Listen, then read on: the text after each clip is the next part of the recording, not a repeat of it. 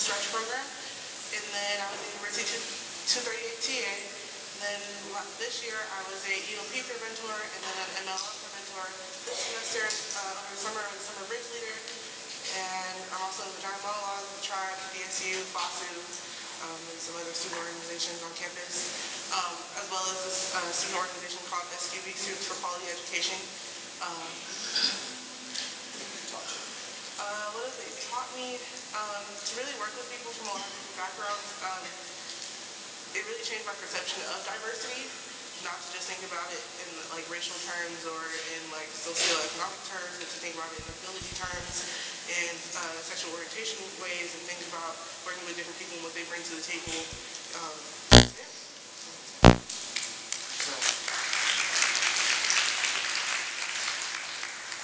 For those of you who don't know me, my name is Christian again. I started off my leadership at Sonoma State being involved in the Sauvignon Village Council 4 long years ago. Yes, it does go by really fast. Just want to let that know because I'm like crying on the inside that I've graduated.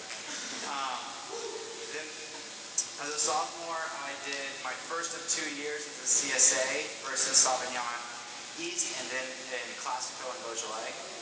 And then also as a sophomore, I became president of the Model United Nations Club on campus, and I've actually got 2 trips to New York paid for where I was at a conference advocating for other people. And then this past year, I was elected and served as Executive Vice President of Associated Students, and I've actually got 2 more days left in my term.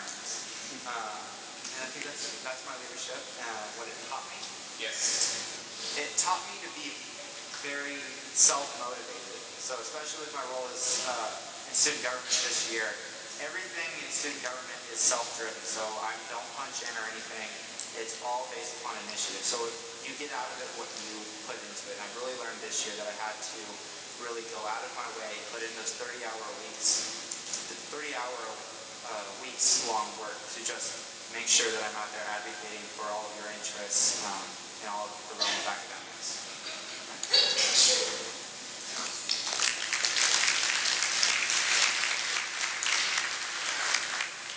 going to open this up. Any or all of you guys can answer this. What is a challenge that you face as a student leader? Conflict with something else or someone else? Yeah. What's a challenge you faced? Anybody face? Okay, I know. Sorry, I'm not sure. Okay.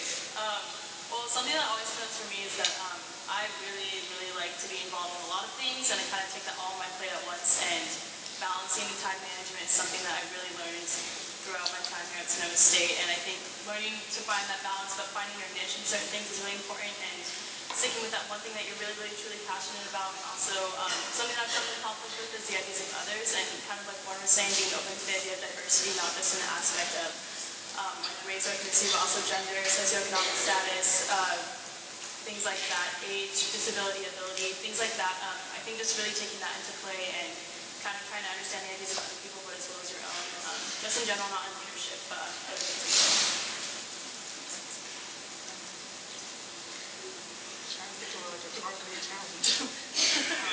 I would say working with faculty is different.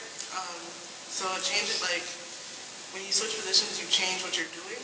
So switching and trying to get a common ground and understanding of what we're doing together and goals was difficult because I would come in thinking we were doing one thing and they were like, no, we're doing something else.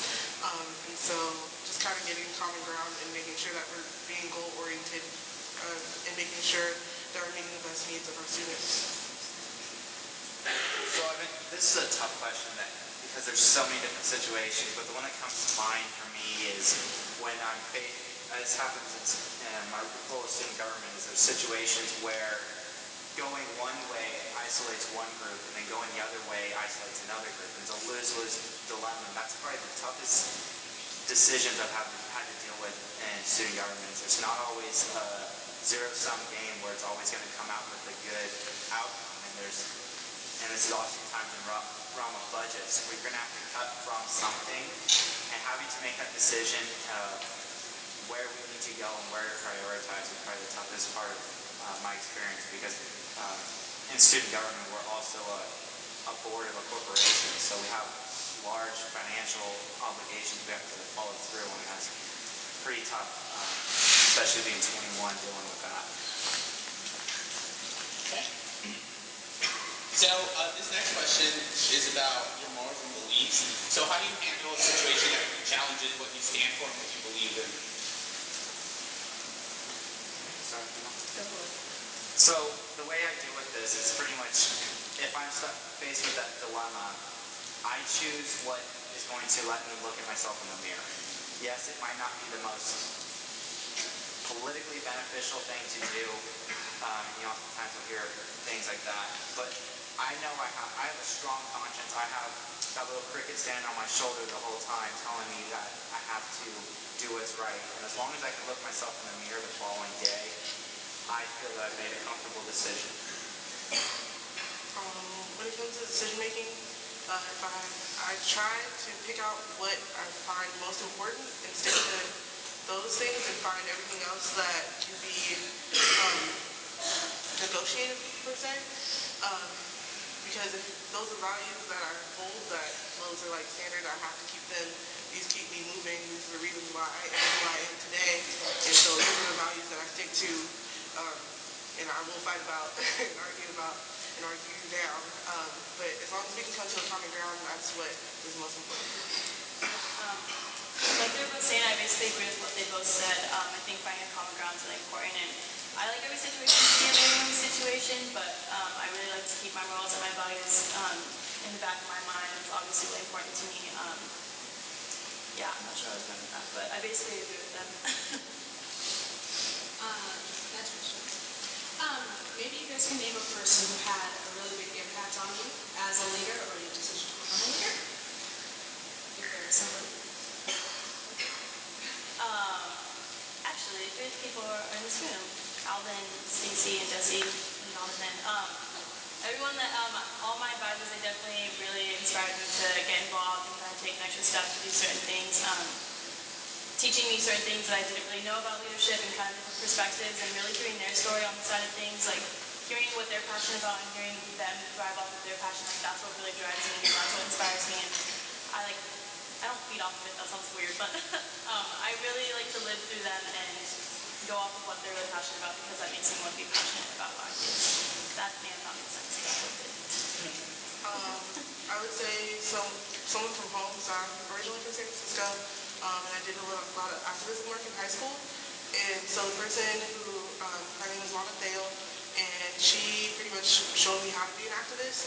And so I really watched and try to do a lot of things that she does, because she is such a strong woman. She is someone who inspires me to want to say the things that I say, and inspires me to speak up, even though you can be in a classroom and everyone else says one thing, and you're like, actually, I don't really believe that. And so that's someone who inspires me to listen. Probably the most singular person that's not my family that inspires me would be my 6th grade teacher, Mr. Hammer Johnson, back in Rockford, California. It's a small town of 2,000 people. And what really, the reason he's cemented in the back of my head is my first memory of him was in 2nd grade, and we were a country school in a large district in a city. And so we were kind of the forgotten group. He organized an entire march, an entire movement to build a computer lab for our school, because we didn't have a single computer at our campus that students can use. And he organized this march, and he wasn't going to benefit from it whatsoever, but he did it because he knew it was right for the students, and he knew it was right to help us get the education we deserve. So I remember him taking off to go march the 60 miles with a bunch of family members and community leaders, 60 miles to Sacramento, the state capital. And that moment in my mind was very cemented, and he's actually coming next week to send me off to the next part of my life. So something that I hold dear to my heart. So what advice would you have liked to hear before you became a student leader?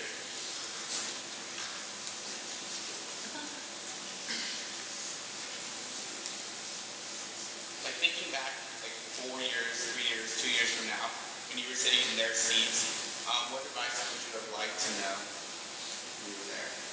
Or research, I guess, would be make sure you know exactly what your jobs entail and things like that. I mean, I'm still very happy with everything that I've been a part of. Just make sure you know exactly what you're getting yourself into so you can mentally prep yourself, because I feel like mental strength is really, really important. So knowing that and not underestimating what you're getting into, and also don't be afraid to use your resources. That's really, really important. I was going to say the same thing actually. To know what your position is, know what you're getting yourself into, know the options are.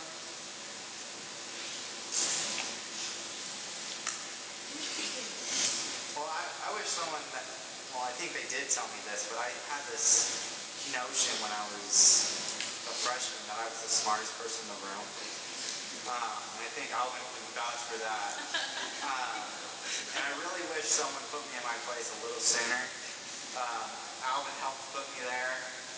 And also the multitude of ACs and Res Life personnel that I met with.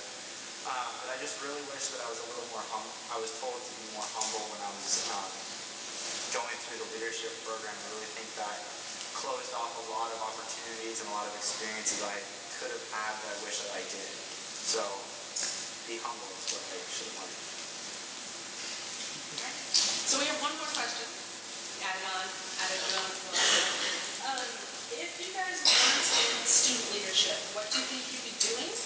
And do you have any advice to people out there who may not want to be a part of student leadership, how they can apply the leadership skills and things that they've learned in this class to something else, to whatever they're deciding into? Personally, I think just in general, apply this class to your everyday life. I still do, as quirky as it sounds, I wake up every day and I have this little thing that I tell myself, and it's kind of like, you're awesome, go do cool stuff, be proud of your accomplishments, but stay humble and say hi to someone you've never met and aware of everything that's going on around you. I think this class really taught me about diversity, and I think a lot of people don't really know what that means in the aspect of like race, ethnicity, but also beyond that, like one was touching base on. So just being aware of everything and that. For looking into leadership, I would most likely be doing some sort of activism through SQE, or doing more of it because I actually really enjoy doing it. So that's more what I'd be doing, probably working more with the Blackout Collective in Oakland, doing Black Brunch and stuff like that. Or just in student leadership? Or Well, just in general? in general, like how can you apply this to anything else you do in leadership without having to have that same leadership job? So, if I wasn't in my current roles that I have, I would probably be doing heavy research with a faculty member. I've already done that in the past, but I think that if I wasn't doing leadership and I had more time to devote, I would have been more in the academic realm of research and going into that area. But the lesson I would take from the leadership experience that I had here that I can apply elsewhere is something at Sonoma State that I value myself on this experience is the understanding of the Big Eight diversity identities, and that it's something very unique that Sonoma State, yes, we could always be more inclusive, but I feel like there's other places throughout this country that are not as aware as what I've been made aware of, especially like I went to the Midwest and they told me the dress code was men had to wear slacks and women had to wear a dress or a skirt. And the first thought that went to my head was, why do we have to apply a gender to the attire? So I think that the fact that I go to Sonoma State and this program has taught me is that being aware of the various identities that we have is giving me the ability to be more privileged in understanding that, so when I go elsewhere I can help educate and bring about more inclusivity across the country. Oh, also, I think just in general with leadership and jobs or anything that you do in daily life, stepping out of your comfort zone a little bit, whether that be asking your boss for a promotion, I don't know, if you have a good relationship with them, or talking to your friend about something that you kind of, you don't want to bring up about, you're like, okay, I need to build up the courage because it's important to me, because they're important to me. So I think just in general, stepping out of your comfort zone, whether it be joining a new club, or talking to someone who you've really been wanting to talk to, or joining another club, I don't know. But my other involvement, like the running team, has really taught me to step out of my comfort zone, and you don't always necessarily have to be the leader. It's okay to be a follower. The first follower is always important, right? You guys learned that in class, I'm sure. But I like being a follower, and I'm a follower on my running team, and my friends who are more in the leadership roles on the team, they really, really inspire me and make me want to be just like them and strive for what they have. And really being a part of the team and finding your niche on campus is definitely also really important. Any questions that you guys have? We want to open it up. So in case you guys want to ask them any questions, feel free to raise your hand. They're here for you. So anything you guys want to know, y'all want to know about them, you can ask them now. I'll go at one time. They're real people, I swear. I know, I'm also. Yes, down here. So for all three of you guys, did you like have a plan what it is that you actually want to accomplish while being here? Or did all these like situations that just occurred, like did they just rise up and you just took the opportunity? Or was it something that you like planned from the beginning that you wanted to do? Like for instance, being a peer mentor, you're like, okay, I really want to do this. This is a set plan that I'm going to like accomplish. Or was it that you took the class and you're like, this opportunity was I'll just take it. So just to repeat the question, so did you all have a set plan knowing that you wanted to become, for example, peer mentoring, that's exactly what you wanted to do? Or was it all basically that you've been doing situational or because, you were recommended? How was it that you arrived to the place that you've been? For me, I knew when I came to summer orientation that I really wanted to be a summer orientation leader just because my orientation leader specifically really seemed like she loved her job and it seemed really awesome. I was like, oh, I did student leadership in high school, so I really want to try that. But all the stuff that I did throughout my year up until applying to that position and taking this course, I had no idea I was going to do any of that. And I'm really glad that I did. Like joining the rowing team, I've never even, people still say, do you crew? What? But I don't know, can't get it. But I wasn't planning on doing any of that other stuff aside from the leadership. But I'm really glad that I did, and it definitely shaped me into the leader that I am today. So I'm kind of a nerd, and I kind of did a lot of research before I got here. So I knew like that there was a set team in the BSU and all the stuff kind of before I even stepped foot on campus. So I knew what I wanted to do. And then I wanted to be a bridge leader, and then I wanted to be a peer mentor. I didn't necessarily know how to get there, but I made sure that I asked my peer mentor and checked in with a lot of people to figure it out. Because I knew that I wanted to be a leader on campus, and this was how it was done. So my meander into leadership was just accidental. I came to Sonoma State expecting to walk onto the baseball team and then realized I didn't want to spend 5 years of my life playing sports for a full-time job essentially. So movement weekend as a freshman, I kind of saw this thing, oh, village council, what is it? Oh shoot, I'll run for president, let's go for it, see what happens. I won. For some reason people wanted to choose me. And then I grew a relationship with my CSA, and my CSA was an amazing person, Sarah Healy. If any of you knew her, probably not. But she was a wonderful person. I wanted to be just like her, and that led me to CSA. And then I had this notion in the back of my head, I wanted to do advocacy, and student government was something I had in the back of my head, and then I finally gathered enough courage to so I did plan it. I gathered enough courage to run last year, and again, people wanted to choose me for some reason. And so that's where I'm at now. So it's kind of a combination of the events came to my plate, I just took them, and then a little bit of planning. Anybody else? Yes. What are some of your hobbies and things that you really like to do that have less to do with leadership and just more for yourself? Okay, so what are your hobbies that you do outside of leadership? For me, I really love crafting. I want to look Pinterest things. That's like my jam. I don't know if you guys upperclassmen, I paint swatched my entire wall, like paint swatches. It's like a sunset, but actually really cool. I've seen it. Oh my goodness.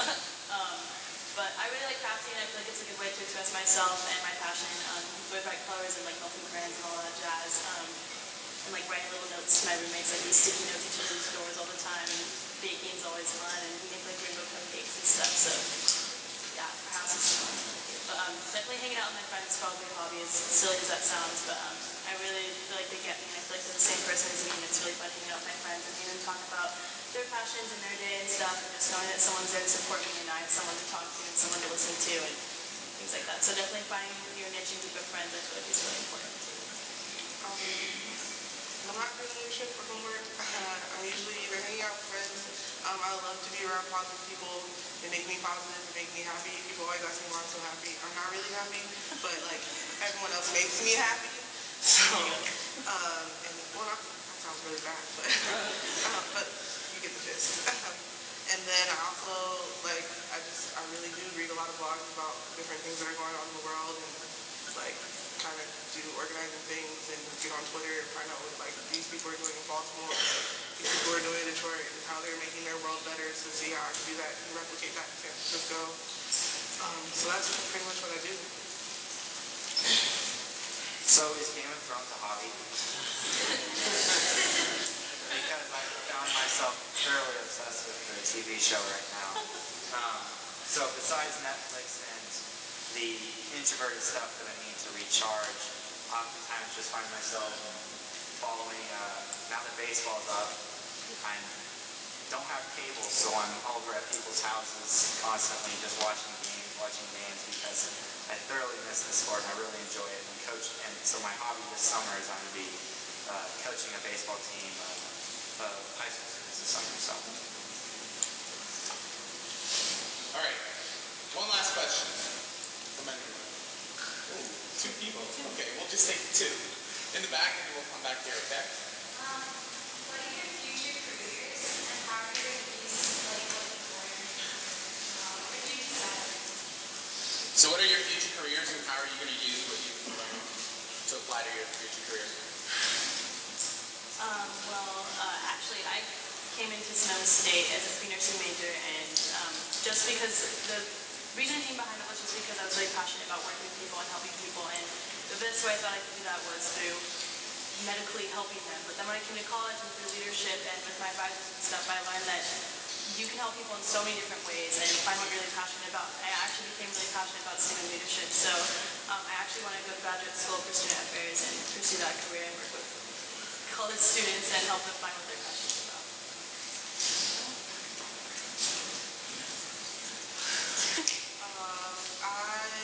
Right now, I'm thinking, because it changes every year, but right now, I'm thinking of going into trying to do a PhD program in sociology. I want to be a teacher or a professor. I want to work with students. I love working with students. I love teaching them. I love teaching this class. So I was like, Bruce, actually, can I be your TA next year?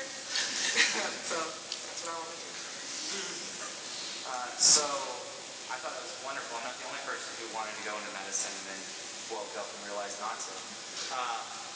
So next year I'm actually going to be going to The Ohio State University to pursue a law degree as well as a master's in public policy. And what ties that into leadership is that the reason I'm able to attend law school is because I'm offered a leadership scholarship. And I wouldn't be able to get that scholarship and that financial support if it wasn't for the experiences I had here. It was a specific program that I had to apply through, and I was lucky enough to get it. And it was because of this experiences I had here, learning about how different students interact, learning how to advocate for students, and in the other realms that you learn from yourself about advocating for others and serving others through leadership roles. It enabled me to go on to my next step where I could hopefully get a career working for nonprofits, working for government agencies to advocate for what's best for people in the realm of politics and government. All right, so we're going to call on the last question. Ms. Imioka. I just want to ask, what's the best way to balance your academic life and your So the best way to balance leadership and academics. Okay, I recently learned this the hard way, actually, I guess, through taking too much of my plate. But I think the most important thing to balance anything in general with school is you time. I feel like having me time, whether that be 15 minutes a day. I remember Alvin talking about this actually when I first heard about it. How he sets like 15 minutes aside in the day where you're not doing any schoolwork, any leadership, no involvement. You're just in your room, whatever your you time may be, whether it's crafting, reading a book, even sitting there watching Netflix, whatever. Sometimes I attempt to meditate, but I'm too jittery, so I can't do it. But set aside 15, 30 minutes a day just to kind of forget about everything and just kind of regain your like self-confidence and just breathe for a little bit and then say, okay, I'm ready to accomplish the rest of the day, and then that's what helps me at least. And then talking to my friends too, kind of as a stress reliever, knowing that I'm not the only one going through this amount of stress or things like that. But definitely having that support group and you time is super, super important. Do what you do. I definitely agree with Sarah. Definitely having me time or having time to hang out with friends, watching Scandal, that's what I love to do. And then, but also understanding that you're a student first. You're here for a reason. You didn't come here to join student organizations. You didn't come to do certain things. You came to get a college degree, and that comes first. And so setting out that study time and so on and so forth, so that you can make sure that you're keeping your grades, so that you can continue to do student leadership positions. Because if you don't have grades, you will not continue, which has happened to some people that I've known. So the thing I learned is that the first week, after the first week, you get all your course syllabus, and at least for me, my professors outline essentially the entire semester where every single test is, where every single assignment is due, and by having that deadlines, I'm able to schedule around and see on a large, I have a big calendar throughout my bedroom that has all months of the semester, and I have everything written so I can see where my clumps are, tough work, and where they're not. So I'm able to space out my assignments that way. And then from there, I set myself hours. So from 9 a.m. till 3 p.m. every day is solely associated students and student government work. And then after that, I go home, and then it's academics. And then if I finish by 1 a.m., I go to sleep. So by having that, yeah. I'm scamming, sorry. It's also because I have Netflix time in there as well. But by having those set hours for me anyways, it helped out a lot because I'm someone that will just lose myself in what I find enjoyable. And that's not always reading a 200 pages in the history book. It's going to committee meetings, reading about the curriculum changes that are happening. That's what's, for some reason, interesting to me, and I really enjoy it. All right, so that's it for our panelists. So we just want to say thank you, unless you have some last minute thing to say. No? Organization is key. All right, please give it a round.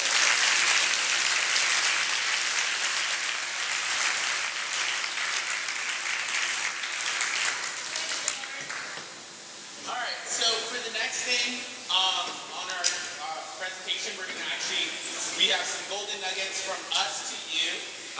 Not actual presents, I'm sorry. But we're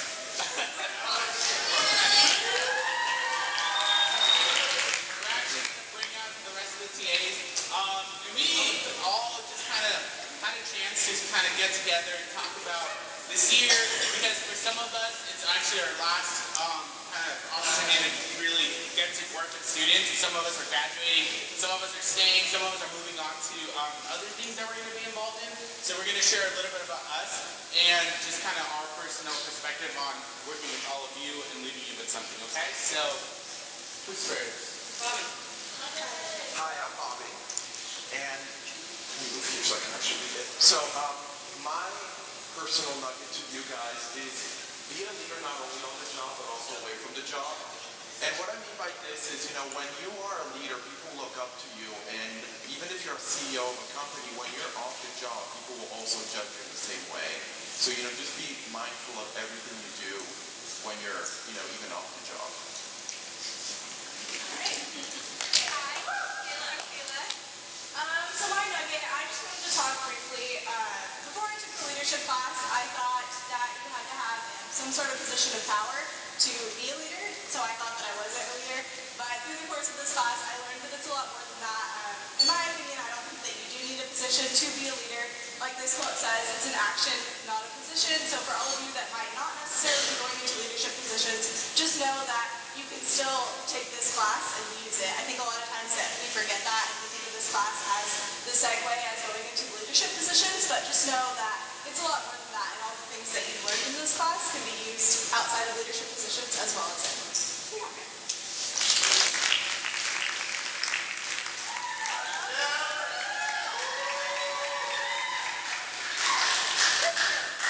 So I wanted to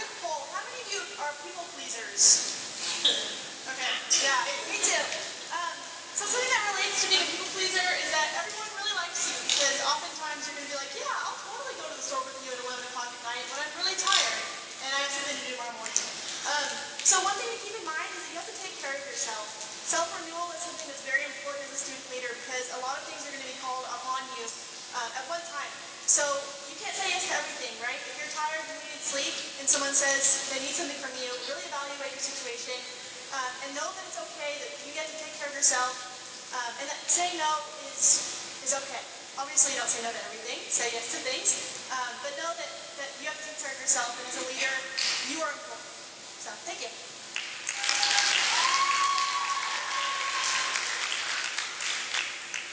Alright guys, so my biggest piece of advice that I've always gotten, everything happens for a reason, so just go with the flow, learn what the reason is along the way, take opportunities that come to you, and just do it.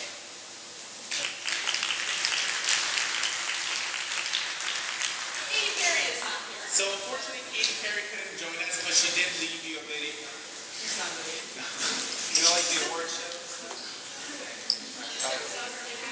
Yes, so she actually kind of made this slideshow to encompass everything she's done. I know very briefly I've worked with Katie through CSA, summer orientation. She's gotten numerous awards, and she's also in KZ. And she left you this quote, which I'll read for her, but people will forget what you said, people will forget what you do, but people will never forget the way you made them feel. So, and I know personally through Katie, she's always leaving a little small print of herself on people that she works with. So, for those of you who are in your section, you've got to work with her this year. But for those of you, everyone else, you know, she is a person who wishes the best for everyone. So, she's sick, so she couldn't be here. So, wish her well.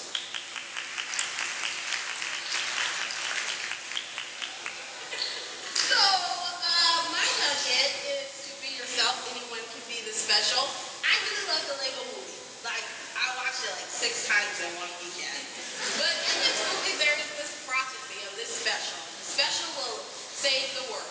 Well, when they find the special, it's that guy. And it's nothing that he turns out he's not that special.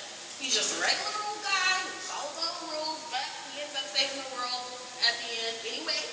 And the prophecy was a lie that Morgan Freeman made up.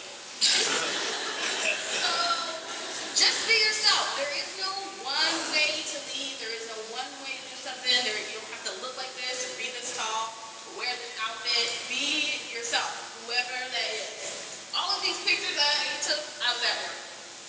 In a leadership job here on campus. All doing ridiculous things. Just do you.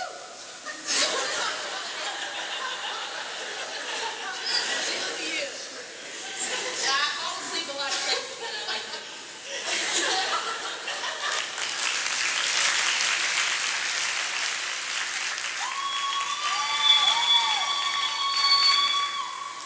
Alright, so, thank you. So, I don't know, when I was putting this together, like, this is real, I procrastinated, did it last night to be real. It was 1:30 a.m. when I was putting it together because I kind of slightly forgot that I had to do this. But, you know, that doesn't mean I wasn't thinking about it. And I feel like the reason why I was kind of holding off for it is because it means that I'm closing this kind of part of my life. I have 1 week left of college, undergrad, and I'm like freaking out inside. Yeah, we're kind of getting nervous now, but, and then this quote kind of just looking on what I've like been doing over the past 3 years.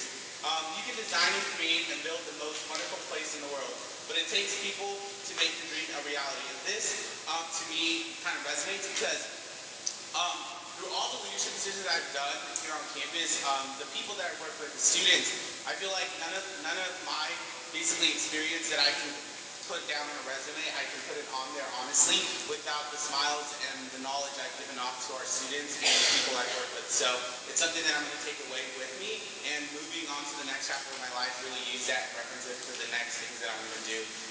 And like I always said, you know, for those people that I have worked with, always stay connected, network, because this world really is about networking and the people you know, and those people will help you eventually move forward. So kind of keeping that in mind. So yeah.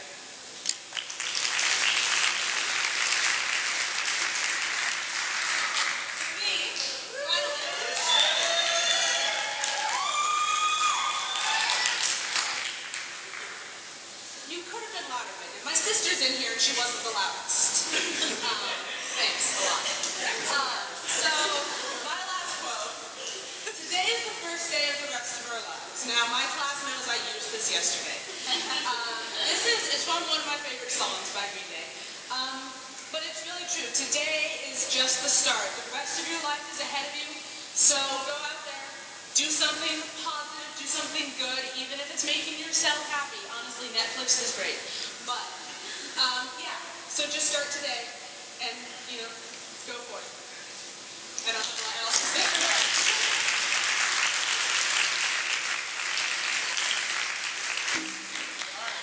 So we want to actually bring up, before we let y'all go, the person who made this all possible,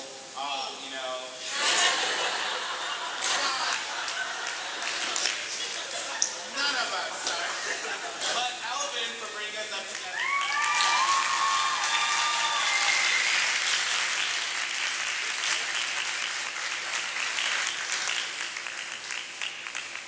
And he's going to actually, he's the one who coordinated this and kind of is going to end it together, so. Okay, cool.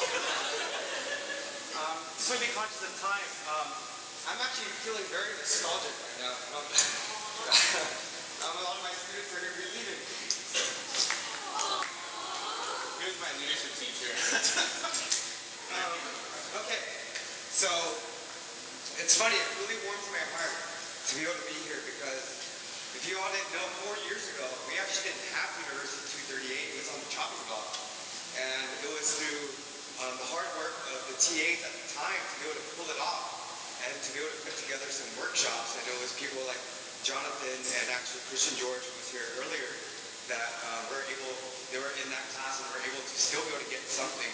And to be able to see that we're in this room today and to be all here together and see this pulled off, it's amazing. And I just want to say a couple things, and I'll let you all go. The first is my little nugget.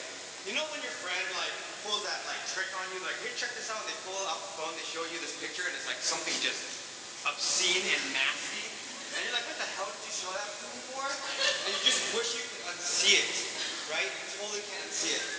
That's the negative side of things. For me, I hope what you learned and what you gathered from your experience in University 238 is that thing that you can't unsee. You can't unsee it. You're going to see it in the world around you. And you have that social responsibility and that obligation to do and take action. Whether it be in a student leadership position, maybe it's helping someone out on the street. Whatever you can find to align your own passions and values and to put out some positivity out into the world, however that may be for you. And that would be my nugget. The second thing would be, it's all about the process. This group of people up here, we had a blast together this semester. We were meeting every other week. A lot of it was business. A lot of it was all the stuff that we needed to get done. But a lot of it was the process together and enjoying each other's company and appreciating all the diverse, different types of perspectives that they had to offer. And the last thing I want to do, I didn't have time, but I wanted to invite the faculty up here, but I'm not going to make them do the work. I'm actually going to make you all do the work, okay? They put out a lot of time and effort and dedicate themselves to be with you all. So what I would like you all to do is actually stand up, please.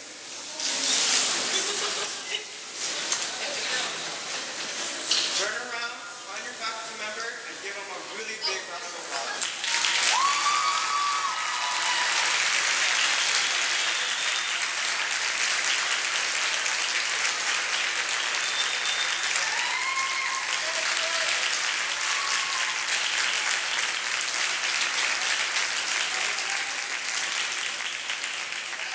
Thank you, everybody.